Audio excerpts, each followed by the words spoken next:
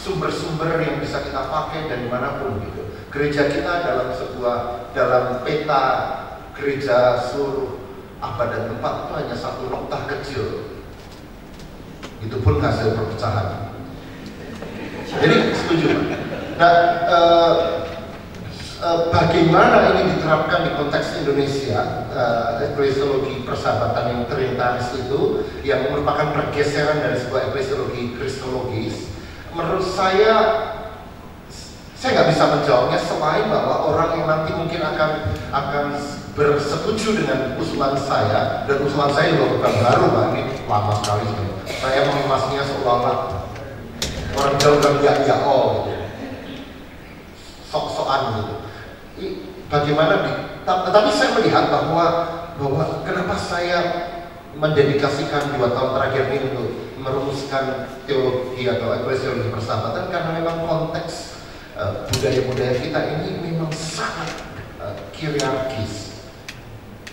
Hierarki itu muncul dalam banyak hal. Yang pertama misalnya patriarki, laki atas perempuan. Yang kedua gerontarki, orang tua terhadap anak-anak. Yang ketiga misalnya juga klerikarki, klerus terhadap umat, dan banyak arki-arki yang lain. Itu menyedihkan luar biasa. Nah, kita harus masuk pada sebuah model yang ideal.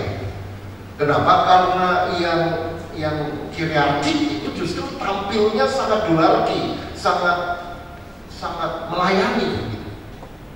Konsep pelayanan Yesus dalam Injil itu sangat baik dan tidak boleh kita tinggalkan, tetapi fungsinya hanyalah sebagai sebuah antibiotik. Ada penyakit, kita kasih antibiotik. Tetapi Anda nggak bisa hidup terus dengan antibiotik. Anda butuh nutrisi, Anda butuh vitamin. Nah, vitaminnya disiapkan oleh Yesus sendiri, kira-kira sebuah model persahabatan yang lebih egaliter. Nah, apakah itu kemudian meresahkan? Harus. Sebuah teologi yang tidak meresahkan tidak layak untuk dikembangkan. Jadi kalau Ibu Meta tadi mengatakan ini kampanye cute, baik, ideal, tetapi kok yang meresahkan, bersyukurlah kalau Ibu masih bisa diresahkan oleh sesuatu. Yang menggelisahkan saya adalah ketika orang-orang tidak lagi resah ketika mendapatkan sesuatu. Jadi sudah numb, sudah bebal, sudah hilang rasa. Dan orang-orang yang resah seperti Ibu harusnya yang menjadi pemimpin. Pemimpin-pemimpin di gereja kita adalah orang-orang yang tidak lagi resah. Gitu. Jadi ada watak teologi yang baik menurut saya harus 2. Yang pertama perfektis, yang mengecam, yang mengkritik. Tetapi yang kedua adalah protraktis. Protraktis yaitu mengundang, menghimbau, mengajak untuk masuk ke dalam sesuatu yang lebih ideal dan lebih baik. Nah, teologi dan eklesiologi persahabatan menurut saya itu sekaligus profetis, mengecam hierarki, dan protraktis, mengundang orang untuk masuk ke dalamnya. Dan ini bukan soal definisi, tentu saya nanti akan mencoba mendefinisikannya. Salah satu yang harus kita kritik adalah hierarki teologi cinta dari Anders Neiger yang menganggap bahwa agape lebih tinggi dari philia dan lebih tinggi lagi dari eros, dan itu sudah lama ditinggalkan tapi masih dikhotbahkan di gereja-gereja. Nah, itu nanti masuk ke definisi, tapi yang Ibu cari tampaknya bukan definisi tetapi soal bagaimana mengaplikasikannya. Nah, salah satu hal yang menarik secara historis adalah bahwa sebelum 313 kekristenan adalah sebuah komunitas persahabatan. Setelah 313 terjadi apa yang disebut oleh Yoder the Constantinian shift, pergeseran Konstantinian, dan tiba-tiba teologi, agama, gereja berkawin-kawin dengan politik, dan sejak itu gereja tidak lagi bisa terbebas dari piramida itu dalam bentuk apapun.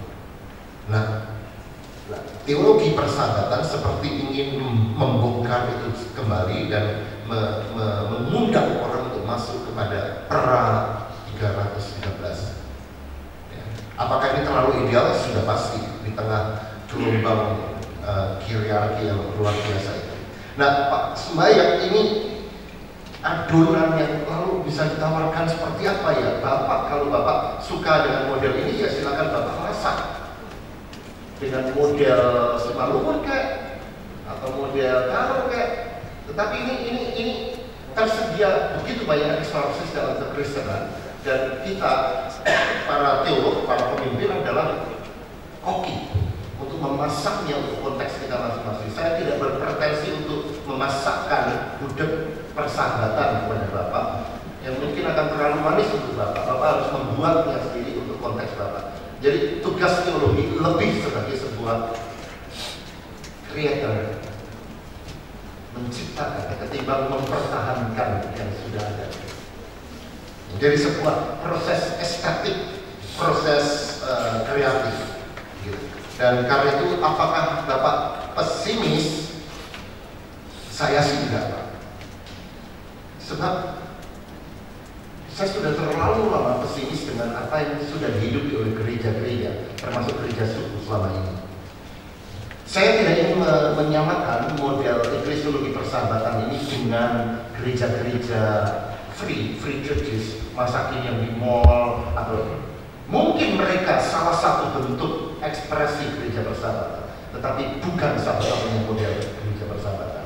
Sudah sejak sekitar 10-15 tahun yang lalu saya memberi saran berkali-kali ke para petinggi dan pembesar GKI, tergantung orangnya tinggi atau gemuk, tentang tidak usahlah mengekor gereja karismatik. Jadi GKI itu selalu punya sikap paranoid untuk mengekor karismatik, dan meniru apa yang karismatik lakukan, lalu pemuda remajanya juga disajikan seperti yang di sana. Dan menurut saya itu sikap yang blunder luar biasa, karena tidak ada KW yang lebih baik dari ori. Tepuk tangannya orang GKI itu selalu fals. Jadi daripada dan ikut nyanyi itu, padahal yang dinyanyikan udah gak dinyanyikan lagi oleh gereja karismatik.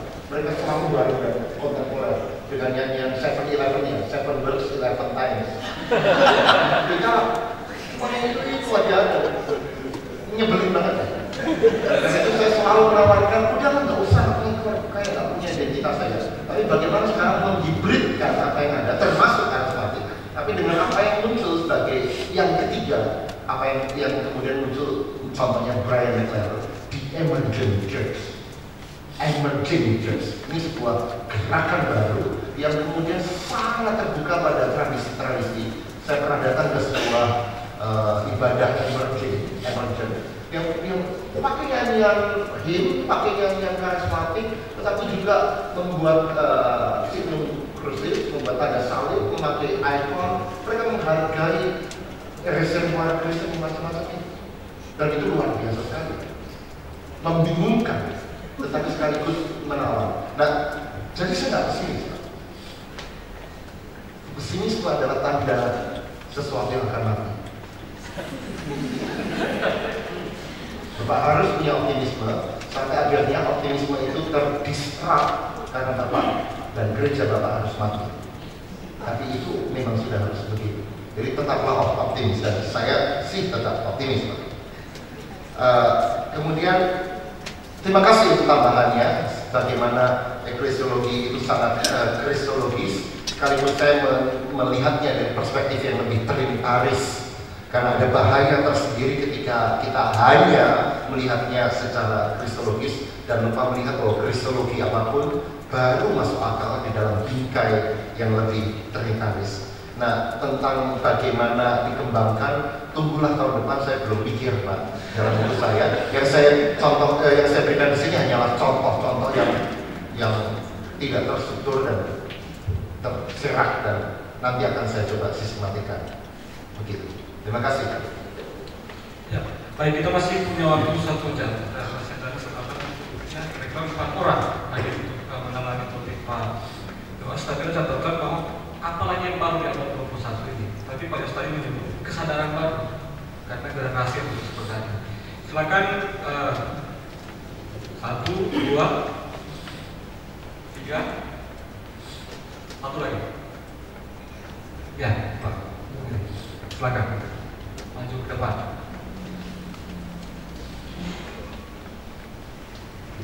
Ya, terima kasih atas waktu yang diberikan. Saya Pendeta Carlos juga dari Banjarmasin. Menarik sekali tadi ada satu kata digunakan persahabatan. Walaupun saya masih harus bertanya, persahabatan di sini melingkupi apa saja atau siapa sahabat itu? Ketika saya berangkat dari konteks KGD Kalimantan, konteks orang Dayak, sahabat itu tidak sekedar manusia lintas batas apapun. Sahabat itu juga melingkupi kehidupan hidup dengan segala isinya. Bahkan bisa juga sahabat itu termasuk para roh. Nah, kira-kira lingkupnya ini sampai tingkat seperti apa dalam rangka bereklesiologi? Saya mengadukan pertimbangan masukan itu. Yang kedua ialah berkaitan dengan di satu pihak mempertahankan katakanlah semacam identitas masing-masing di tengah-tengah kebersamaan dan banyak tawaran. Mungkin ada pertimbangan-pertimbangan yang bisa menjadi acuan untuk tetap ada kekhasan atau identitas diri di tengah-tengah keanekaragaman yang ada. Nah, yang ketiga ini lebih pada pengalaman.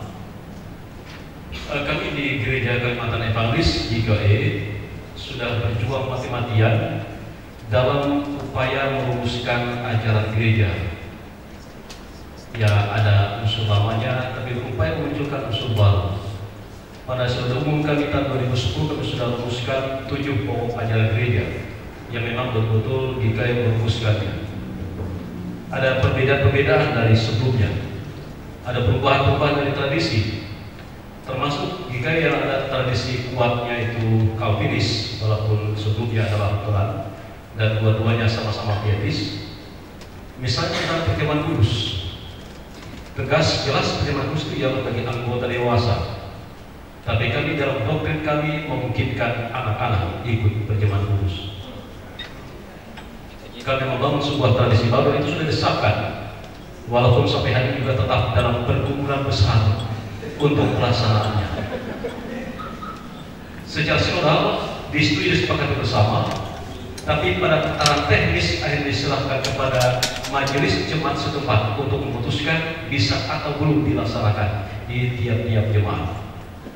Itu misal. Kami juga punya ajaran tentang berkaitan dengan Injil dan adat dan penghargaan yang sangat tinggi tentang hal itu. Tentang apa, Pak?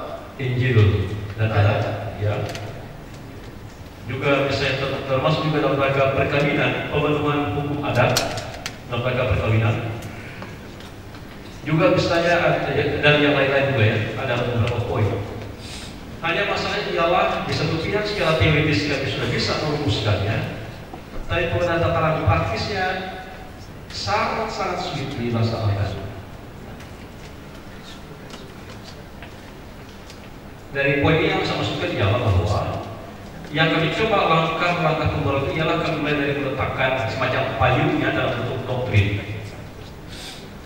Yang harapan berikutnya ialah ia tampak dijabarkan dalam tata gereja, dan berikutnya ia tampak dalam garis-garis besar tugas gereja yang tiap-tiap 5 tahun yang dijabarkan ke dalam tahunannya. Nah, payung sudah siap, tata gereja sudah siap, tapi pada tata pelaksanaannya itu amat-amat sangat. Nah, mungkin ada pertimbangan-pertimbangan tertentu berkaitan dengan itu. Terima kasih. Lanjut, menanggapi kedua. Ya.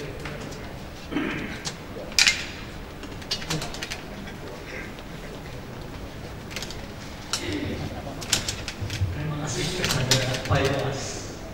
Paparannya sangat menarik sekali bagi saya. Dan Nama Pak? oh iya, nama saya Ishak Rudi dari STT Cipanas. Tetapi saya sendiri asal gerejanya dari Gereja Bentol Indonesia GBI. Dan bagi saya, mengapa tadi saya katakan paparan ini sangat menarik sekali? Karena istilah persahabatan itu sebenarnya sudah tidak asing bagi lingkungan kami di dalam gereja-gereja Pentakosta pada umumnya. Paiwas ini sebenarnya merangsang saya juga untuk turut berpikir dan turut bergumul. Nah, saya sekedar sharing saja dalam pemikiran saya sementara ini. Mungkin saya bilangnya begini, Pak Iwas. Jadi apa yang tadi dipaparkan oleh Pak Iwas, kenapa tiba-tiba muncul tadi tentang sebutan Pentakosta? Karena memang sebenarnya persahabatan itu kalau menurut saya itu memang merupakan salah satu ciri khas dari spiritualitas Pentakosta. Dan kita semua paham bahwa spiritualitas Pentakosta itu diakui itu sudah merebus masuk baik ke dalam lingkungan Protestantisme maupun Katolik. Nah, jadi kalau saya mencoba mungkin sedikit memetakan masalahnya, mungkin persoalan yang kita hadapi di sini adalah begini. Jadi hanya dari sementara saya belum tentu benar. Jadi saya melihat bahwa selama ini kemungkinan gereja-gereja mainstream seolah-olah agak cenderung memisahkan teologi dari spiritualitas. Teologi dalam hal ini termaktub di dalamnya tentunya eklesiologi. Jadi kemungkinan eklesiologi itu selama ini kurang dikaitkan dengan spiritualitas, sehingga terjadilah semacam kegersakan barangkali dalam kehidupan berjemaat, sehingga kurang nampak itu apa yang disebut tadi oleh Pak Iwas sebagai persahabatan. Tapi sebaliknya saya melihat lingkungan gereja-gereja Pentakosta atau karismatik, spiritualitas itu cenderung dipisahkan dari teologi. Nah, sehingga akibatnya ya inilah yang mungkin kita paham bersama-sama. Kenapa di sana sini sering timbul banyak eksesnya, hal-hal yang mungkin saya paham ada banyak hal mungkin yang kurang begitu disukai ya, dari kalangan gereja mainstream terhadap mungkin ya apa yang dilakukan oleh kalangan Pentakosta dalam semangat bermisinya. Nah, jadi di sini saya ambil satu contoh konkret ya. Kenapa saya katakan tadi, di satu sisi gereja-gereja mainstream cenderung mengabaikan dalam eklesiologinya itu tentang masalah spiritualitas, dan sebaliknya di dalam gereja-gereja Pentakosta kenapa spiritualitas itu cenderung dipisahkan dari teologi satu sebagai perbandingan. Misalnya di dalam nama Tuhan Iman Rasuli jelas kata gereja disebutkan, aku percaya kepada gereja yang kudus dan am. Nah, satu contoh di dalam gereja-gereja Pentakosta, saya bercontoh gereja kami sendiri ya. Dalam pengakuan imannya tidak ada satu poin pun menyebut tentang gereja. Nah, jadi itu mungkin menurut saya problemnya. Jadi dapatkah barangkali di dalam pergumulan kita ini kita juga mungkin memberi tempat ya kepada soal spiritualitas. Nah, bagi saya orang Pentakosta, tapi saya terus terang kalau melihat banyak buku tentang pneumatologi yang ditulis sekarang ini, kadang ada yang cenderung terlalu mengagungkan Pentakosta sebagai satu institusi. Kalau menurut saya, sebenarnya yang diagungkan harusnya bukan gerejanya, tetapi karena Roh Kudus. Dan sehingga sebenarnya gereja-gereja Pentakosta mungkin sudah menemukan karena Roh Kudus itu. Sehingga sebenarnya koreksi bukan saja ditujukan kepada gereja-gereja mainstream, tapi kepada gereja-gereja Pentakosta sendiri. Jadi kalau tadi berbicara tentang hierarki, kalau kenyataannya saya yang kebetulan berkecimpung di dalam lingkungan gereja seperti itu, saya tahu itu bagaimana pendeta acap kali otoriter, karena mungkin juga oleh banyak orang. Sehingga saya kira mungkin koreksi harus ditujukan kepada dua-duanya. Gereja-gereja mainstream mungkin kurang begitu memberi tempat kepada masalah spiritualitas. Sebaliknya gereja-gereja Pentakosta mengabaikan dalam eklesiologinya tentang aspek eklesiologi tadi, bahkan tidak ada sama sekali disinggung dalam pengetahuan iman. Sehingga menurut saya ya tidak, karena saking bebasnya sehingga maka tadi ya mungkin yang namanya ragu-ragu yang seperti yang berroh mungkin ya sementara itu pemikiran saya pada Mas. Terima kasih. Ya, terima kasih. Dan tiga.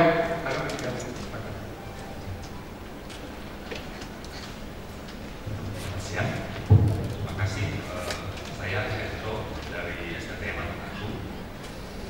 Izinkan saya untuk terima kasih terlebih dahulu kepada Pak Mas dan ada beberapa hal yang saya amati dari pemaparan Pak Yos. Saya ingin mengajukan pertanyaan. Saya melihat Bapak kemudian membawa, menyimpulkan dan mengkontraskan antara hierarki dan hierarki. Ya. Apakah hierarki yang sangat hierarki itu salah? Mungkin iya. Mungkin iya. Karena ketika hamba kemudian justru disolat di mana menjadi tidak pada tempatnya. Tapi apakah hierarki itu, kalau saya ingin bahasa Pak Yos, itu menjadi salah? Mungkin tidak, Pak. Karena apakah kemudian itu harus dibabat dengan hierarki? Kalau tadi Bapak sempat katakan bahwa dalam masyarakat kita itu banyak sekali yang arki itu, apakah semuanya juga salah? Mungkin tidak, karena di dalam gereja mula-mula pun yang Pak Yos katakan sebelum 313 itu adalah komunitas persahabatan. Di dalamnya itu pun ada hierarki. Di dalam komunitas persahabatan itu di dalamnya ada hierarki. Bahkan pada saat itu gereja mengakui hierarki pemerintah bahkan kepada pemerintah. Di dalam tulisan Paulus ada dalam tulisan Petrus mereka juga sebutkan itu, tunduklah kepada pemerintah. Ya, percuma pemerintah menjadi pedang. Artinya dalam satu sense hierarki itu diakui. Dan bukankah sampai pada hari ini pun saya percaya kita sebagai orang tua kita tidak pernah menjadi sahabat bagi anak tanpa hierarki sama sekali. Jadi saya percaya yang sebuah hierarki itu tidak pernah menjadi sebuah yang sesuatu hal yang harus kita babat habis gitu. Dan saya rasa mungkin yang menjadi masalah dengan kalau saya lihat dari apa yang Pak Yos sajikan, hierarki itu mungkin menjadi salah ketika orang-orang Kristen kita sebagai pelayan Kristus, ya, kita salah menjalankan peran kita sebagai pelayan. Saya lebih melihat mungkin ke sana, dan kalau saya boleh kutip dari Bapak tadi, mungkin spirituality kita yang kemudian tidak berjalan seiring dengan teologi kita. Dan saya melihat bahwa bahkan Paulus dan Yohanes di dalam Wahyu itu mereka masih bicara mereka sebagai hamba Kristus dan tidak hanya sebagai sahabat saja. Mungkin gereja hari ini terlalu menjinakkan atau domesticate Allah, bahkan termasuk Roh Kudus juga. Karena dalam Kisah Rasul Roh Kudus tidak hanya disajikan sebagai satu figur yang bersahabat, tetapi juga sangat convicting, sangat stern gitu terhadap Anania Safira misalnya, yang mungkin dia sudah terlalu menjadikan itu seperti sebuah hal yang sangat ringan sekali, enteng sekali. Roh Kudus bisa bersikap sangat keras sekali dan sangat waktu itu dikatakan jemaat ini takut sekali dengan hal itu. Saya tertarik dengan tulisan dari Stephen Holmes ketika dia bicara soal Trinity. Dia katakan hari-hari ini kita banyak sekali menggali kembali tentang Trinity dan kemudian memunculkan pemikiran-pemikiran yang baru. Apakah itu berarti para bapak gereja menjadi salah? Karena kemudian kita inginkan sesuatu yang sepertinya di dalam pemikiran para bapak mungkin tidak terlalu menonjol sekali. Apakah para bapak itu Bisa dielaborasi yang terakhir? Yang terakhir ada tulisannya Stephen Holmes. Ya. Stephen Holmes dikatakan bahwa kita banyak membicarakan teologi Trinitarian yang setelah diamati kelihatannya berbeda dengan pemikiran para bapak gereja. Apakah itu berarti kemudian para bapak gereja sudah salah? Nah, kalau para bapak salah, berarti kita salah semua. Yang bertanya itu Holmes apa Anda? Saya memakai bagian Holmes untuk bertanya. Ya, terima kasih. Ya, terima kasih. Dan terakhir Bu Mary.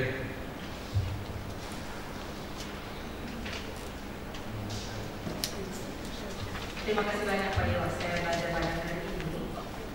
Salah satu tantangan yang makin intens, saya kira yang kita alami hari ini, yang barangkali tidak seintens dialami oleh Paul Tillich, Truls dan lain-lain adalah bahwa gereja-gereja hari ini berhadapan dengan sistem ekonomi kapitalisme global.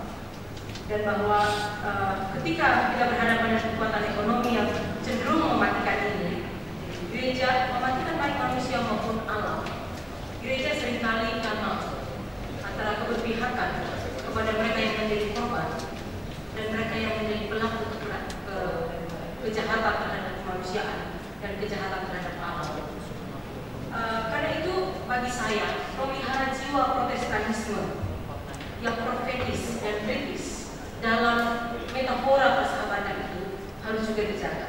Kalau kita membangun sintesis untuk belajar dari keragaman kekayaan kekristenan, sumbangan kita sebagai gereja Protestan harus jelas bahwa ciri kami, ciri yang profetis dan kritis, dan kami mau mengatakan bahwa berhadapan dengan pihak terhadap Allah dan Mammon, kami berpihak pada Allah kehidupan dan ekonomi kehidupan. Saya mohon ekonomi kehidupan ini dielaborasi daripada ideologi persahabatan. Terima kasih. Dan terima kasih dan langsung ke Pak Yos untuk memberikan respon atas apa penginputan pertanyaan. Ya, terima kasih. Baik, terima kasih. Banyak. Saya mulai dari Ibu Mary sebelum saya mulai. Saya sepakat sekali, ini blind spot saya yang tidak terlalu bicara soal situasi kemanusiaan global, di mana kapitalisme dan neokapitalisme sudah melakukan secara sangat sukses penginjilan mereka dengan menyebarkan kerakusan secara global. Ada globalisasi kerakusan luar biasa, dan gereja yang tidak bicara soal itu menurut iman saya bukanlah gereja pada masa ini.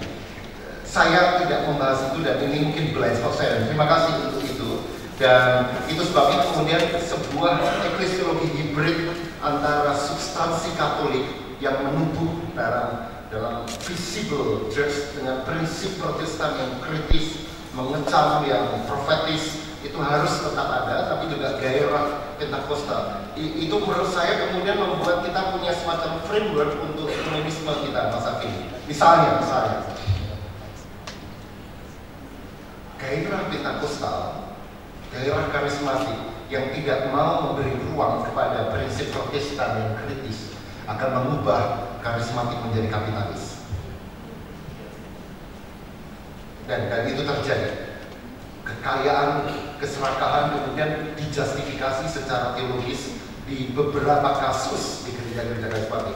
Pak Ishak Rudi tentu bisa memberi testimoni yang baik. Karena gagalnya menetapkan prinsip profetis Protestan ke dalam bingkai spiritual atau teologisnya. Celakanya mereka tidak punya resources untuk memasukkan prinsip Protestan yang kritis itu ke dalam bingkai gairah Pentakostal, karena orang-orang Protestannya juga kapitalis, khususnya para pejabat gerejanya. Pak Ongir ketawanya paling ini karena punya banyak pengalaman. Di situ kemudian Protestanisme sudah kehilangan Protestanismenya. Protestanisme mengkhianati prinsip Protestannya sendiri dan mengkatolikkan diri, menumbuhkan diri menjadi ideologis dan seterusnya. Tapi substansi Katolik juga penting, misalnya untuk gereja karismatik dan gereja Protestan, karena tanpa itu kemudian mereka hanya akan tercerai-berai, terporak-poranda tanpa ada embodiment of unity. Jadi tampaknya memang arah ke depan kita adalah sebuah eklesiologi hibrid yang mempertimbangkan baik substansi Katolik, kemudian prinsip Protestan dan gairah Pentakostal. Kalau Anda Mennonite dan nggak mau dikelompokkan ketiga-tiganya, tambahkan saja sebuah ketenangan Mennonite misalnya. Tapi kita tidak boleh mengatakan secara historis bahwa prinsip Protestan dimulai sejak reformasi, prinsip gairah Pentakostal